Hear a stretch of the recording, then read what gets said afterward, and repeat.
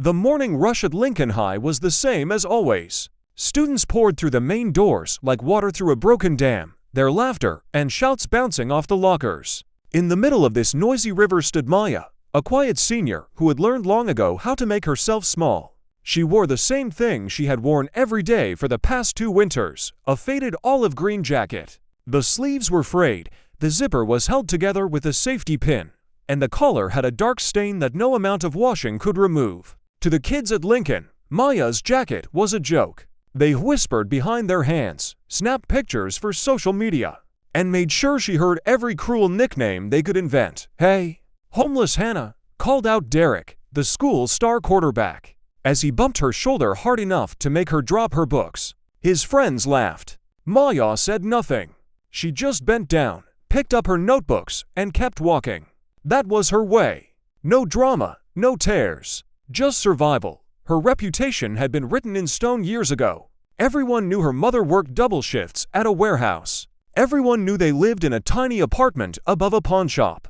Everyone knew she ate free lunch and never went on the senior trip. What they did not know was what Maya hid beneath the jacket. But that was about to change.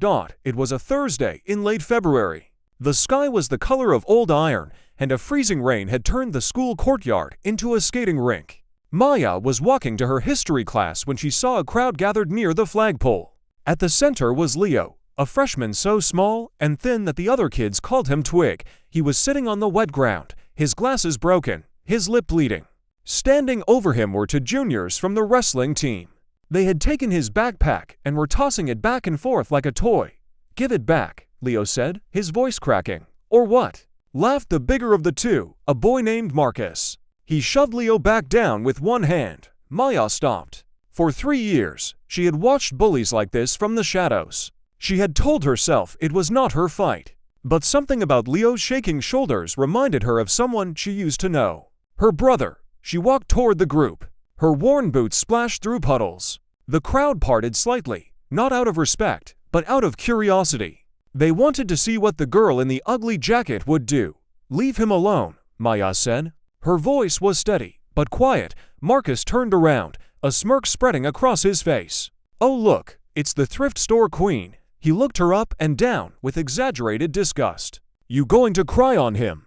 That jacket will soak up the tears real good." A few kids laughed. Derek, who had joined the crowd, called out, "Maybe she's going to sell him one of her jackets. 2 for $1. More laughter. Maya did not smile. She did not frown.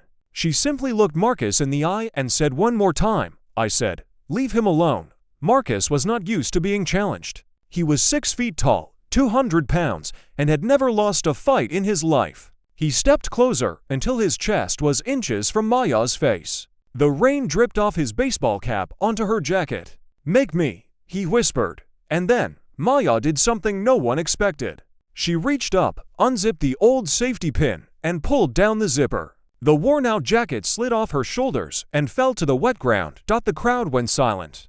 For a moment, the only sound was the rain hitting the pavement. Under the jacket, Maya wore a simple black long-sleeve shirt. But it was what was printed on the shirt that made every jaw in the courtyard drop. Across her chest, in bold white letters, were the words, "Navy SEAL Class 301K9 Operator," and below that, a tattoo, a real one inked into her forearm, the famous seal trident. An eagle clutching a fouled anchor, and a flintlock pistol. It was not a cheap sticker. It was deep, dark, and professional. Marcus took a step back. "That's fake," he said, but his voice had lost its confidence. Derek laughed nervously. "Yeah, right. A girl like her. No way." But Maya did not argue. She simply rolled up her left sleeve to show the full tattoo. Then she reached into her pocket and pulled out a worn silver coin, a challenge coin from SEAL Team 7. She held it up for everyone to see. "My name is Maya Chen," she said, loud enough for the whole courtyard to hear. "My brother, Kai Chen, was a Navy SEAL. He served a tour in Afghanistan and one in Iraq. He was a K9 handler. His dog, Bruno, saved 12 lives before he was killed by an IED." She paused. The rain was soaking her hair, but she did not seem to notice. "Kai didn't die over there. He came home. But 2 years ago, he was diagnosed with stage 4 lung cancer from the burn pits. He died in my arms last November. He was 26 years old. The courtyard was so quiet you could hear the flags flapping in the wind. Maya looked down at the jacket on the ground. This was his jacket. He wore it when he came home on leave. It has his blood on the collar from when he got shrapnel in his neck. The frayed sleeves are from Bruno's teeth. And I wear it every single day because it is the only thing I have left of him. She turned to Marcus, who is now pale as paper. You want to laugh at my jacket? Go ahead. But just know that the man who wore this jacket killed terrorists, saved children, and died a hero. And his little sister. She trains every morning at 5 a.m. with his old teammates. She can break your arm in 3 different ways. Marcus opened his mouth, but nothing came out. He dropped Leo's backpack, turned around, and walked away. Derek suddenly found something very interesting on his phone. The crowd began to disperse, but their eyes kept darting back to Maya. She bent down, picked up the jacket, and gently shook off the rain. Then she walked over to Leo, helped him to his feet, and handed him his glasses. You okay? She asked. Leo nodded, tears mixing with the rain on his cheeks. Thank you, he whispered. Maya just nodded. She put the jacket back on, zipped it up with the safety pin, and walked into the school as if nothing had happened. But everything had changed. Within an hour, the story had spread through every hallway, every classroom, every group chat. The girl in the worn-out jacket was not a victim. She was the sister of a warrior. And she was not someone to mess with. That afternoon, Principal Monroe called Maya into his office. He was a tall man with gray hair and kind eyes. He had heard the rumors, but he wanted the truth. Maya told him everything about Kai, about the jacket, about the bullying. She did not cry. She did not ask for pity. She just stated the facts. Principal Monroe leaned back in his chair. Maya, why didn't you ever tell anyone about your brother? She looked out the window at the rain. Because I didn't want them to treat me differently. I didn't want to be the poor girl whose brother died. I just wanted to be invisible. And now, Maya smiled for the first time. Now, I don't care what they think. They can laugh at the jacket all they want. It's not theirs. It's Kai's, and no one can take that away. Principal Monroe nodded slowly. Then he reached into his desk and pulled out a form. There's a scholarship for children of fallen veterans. Full ride to any state university. You qualify. Maya stared at the paper. Her hands trembled slightly. I didn't know about this. No one told you because no one knew about Kai. But now I know. And I'm going to make sure you get every single benefit you deserve. That night, Maya sat on the floor of her tiny apartment. Her mother was working the late shift. The only light came from a single bulb and the glow of a candle in front of a small shrine. On the shrine was a photo of Kai in his uniform, his arm around a German shepherd named Bruno. Maya lit a new candle and placed her brother's challenge coin next to the photo. I didn't tell them about you to be strong, she whispered. I told them because I couldn't let them laugh at your jacket anymore. I'm sorry if that was selfish. In her heart, she heard Kai's voice, the way he used to laugh. Maya, you're the toughest person I know. You don't need a trident to be a warrior. She slept that night with the jacket wrapped around her like a blanket. For the first time in 2 years, she did not dream of the day he died. She dreamed of him running on a beach, Bruno at his side, both of them young and alive and laughing. The days following the courtyard incident were strange for Maya. She had expected the teasing to get worse. Instead, something unexpected happened. The bullies left her alone. Not just Marcus and Derek, but all of them. They did not look at her with scorn anymore. They looked at her with something she was not used to, respect and fear. A little bit of fear, but respect and fear are not friendship. Maya still ate lunch alone. She still walked the hallways with her head down. The only difference was that now, people moved out of her way. It was a lonely kind of power. Then, a week later, a folded note appeared in her locker. It was from Leo, the freshman she had helped. He had written, "My dad is a Marine.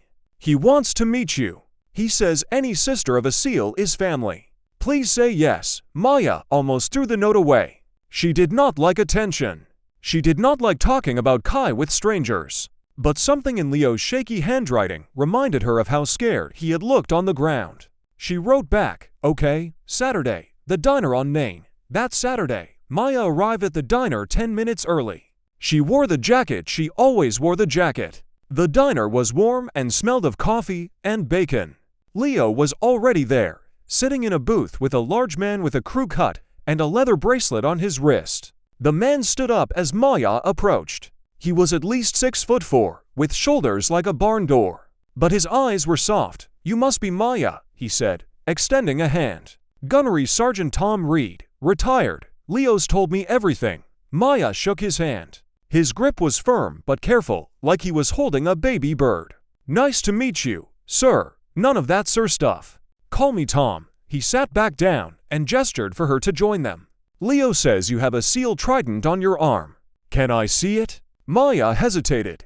Then she rolled up her sleeve. Tom's eyes widened. He reached out, then stopped himself. "May I?" She nodded. He traced his finger over the eagle and anchor. "I've seen a lot of tattoos in my time. This one's real." "Who did it?" "One of Kai's teammates. A guy named Dutch. He owns a shop in Virginia Beach." Tom nodded slowly. "Dutch Harlow. I know him. He was a breacher on Team 7. Good man." He leaned back and folded his arms. "So tell me about your brother. Not the war stuff. The real stuff. What did he like to eat? What music did he listen to? What made him laugh?" Maya blinked. No one had ever asked her those questions. Everyone wanted to know about the missions, the medals, the heroism. But Tom wanted to know about Kai the person. She felt a lump form in her throat. "He liked pancakes," she said quietly, "with chocolate chips and whipped cream. Even for dinner. Mom used to yell at him, but he'd just laugh and say, 'Breakfast is a state of mind.'" She smiled despite herself. "He listened to old country music. Johnny Cash, Willie Nelson. He said it reminded him of Dad. Dad died when I was little. Car accident. Kai was 15. He took care of me after that. He made sure I did my homework. He taught me how to throw a punch." He said, "Maya, the world is going to try to break you. Don't let it." Tom was quiet for a long moment. Then he said, "Your brother sounds like he was a good man." "He was the best," Maya said. "And for the first time since he died." She let a tear fall. Leo, who had been silent the whole time, reached across the table and put his small hand on hers. "I'm sorry about your brother," he said. "And I'm sorry I was too scared to stand up for myself. You didn't have to help me. But you did. Thank you." Maya squeezed his hand. "You don't have to be a SEAL to be brave, Leo. You just have to decide that being scared is not a reason to give up." Tom cleared his throat. "Maya, I'm going to tell you something, and I need you to listen. My unit lost 3 men in Fallujah. After I got out, I spent 5 years drinking myself to sleep every night. The only thing that saved me was finding other people who understood. People who had lost someone. People who knew that grief doesn't go away, it just changes shape." He pulled a card out of his pocket. "This is for a group. Gold Star families. Brothers and sisters of the fallen. They meet once a month at the VFW hall. You don't have to talk. You just have to show up." Maya took the card. It was worn at the edges, as if Tom had carried it for a long time. "Did you go?" she asked. "I still go," he said. "Every month. And I've never regretted a single meeting." That night, Maya stared at the card for an hour. Then she put it in her pocket and went to sleep. The first meeting was terrifying. The VFW hall smelled like old wood and coffee. 15 people sat in a circle on folding chairs. Some were old, some were young. A woman with red eyes was holding a pair of combat boots. An elderly man clutched a folded flag. Maya sat in the corner, her jacket pulled tight around her. A man named Dave, who had lost his son in Afghanistan, led the meeting. He did not force anyone to speak. He simply said, "Tell us about your person. What was their name? What did they love?" When it was Maya's turn, she whispered, "Kai, he loved pancakes. And his dog, Bruno, and he loved me." After the meeting, the woman with the combat boots came over and hugged her. "I'm Maria," she said. "My son, Miguel, was a medic. He died saving 3 men. I miss him every second. And I want you to know you are not alone." For the first time in 2 years, Maya felt something loosen in her chest. It was not healing. It was not peace. But it was connection. And that was enough. Over the next few months, Maya changed. She still wore the jacket. She still ate lunch alone. But she started speaking up in class. She joined the school's first ever military history club, started by Leo and a few other kids with parents in the service. She even agreed to speak at the school's Veterans Day assembly. On the day of the assembly, the gymnasium was packed. Maya stood backstage, her heart pounding so hard she thought it might break her ribs. She was wearing the jacket. Underneath, she wore a simple white shirt that showed the edge of her tattoo. Tom and Leo were in the front row. Her mother was there too, sitting in the back, crying quietly. Principal Monroe introduced her. Maya Chen's brother, Kai, gave his health and ultimately his life for this country. Today, she will share his story. Please welcome her. Maya walked to the podium. The lights were bright. She could barely see the crowd. She pulled the microphone closer and took a deep breath. My brother's name was Kai, she began. He joined the Navy because he wanted to pay for college. He became a SEAL because he wanted to protect people who couldn't protect themselves. He was not a hero because he killed bad guys. He was a hero because he came home on leave and spent every single minute with me. He took me to the movies. He helped me with algebra. He told me I was smart and strong and beautiful, even when I felt like nothing. Her voice cracked. She paused, swallowed, and continued. He died of cancer from the burn pits. He was 26 years old. And I wear his jacket every day because I am not ready to let him go. Maybe I never will be. And that's okay. She looked down at the jacket. Then she looked up at the crowd. Some of you laughed at this jacket. Some of you called me names. I don't blame you. You didn't know. But now you do. And I'm not telling you this to make you feel bad. I'm telling you this because I want you to understand something. Everyone you meet is carrying something. Everyone has a jacket. Maybe not a real one. But everyone has something they hold on to because it's all they have left. So be kind, be gentle. You never know whose brother died in their arms. The gymnasium was silent. Then, one by one, people started to stand. First Tom, then Leo, then Maya's mother, then teachers, then students. Within a minute, the entire gymnasium was on its feet, clapping. Some were crying.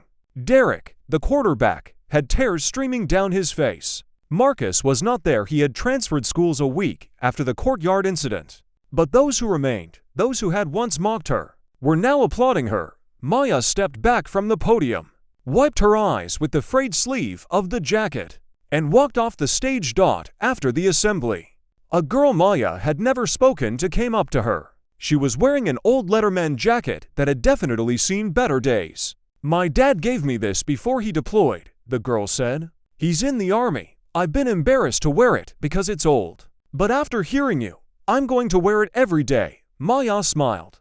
Good. Wear it loud and proud. That night, Maya sat in front of Kai's shrine again.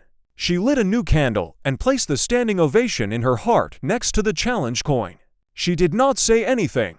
She just sat there, her hand on the jacket, feeling closer to her brother than she had in months. She had not healed. The grief was still there, a constant ache. But she had learned something important. She had learned that carrying someone's memory is not a burden.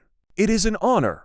And the jacket, the old, frayed, stained, worn-out jacket, was not a sign of poverty or neglect. It was a flag. It was a banner. It was proof that love does not die. It just changes clothes. Maya Chen graduated that spring with honors. She went to college on the scholarship Principal Monroe had found for her. She studied psychology because she wanted to help other young people who had lost someone. And every single day, through rain or shine, heat or snow, she wore her brother's jacket.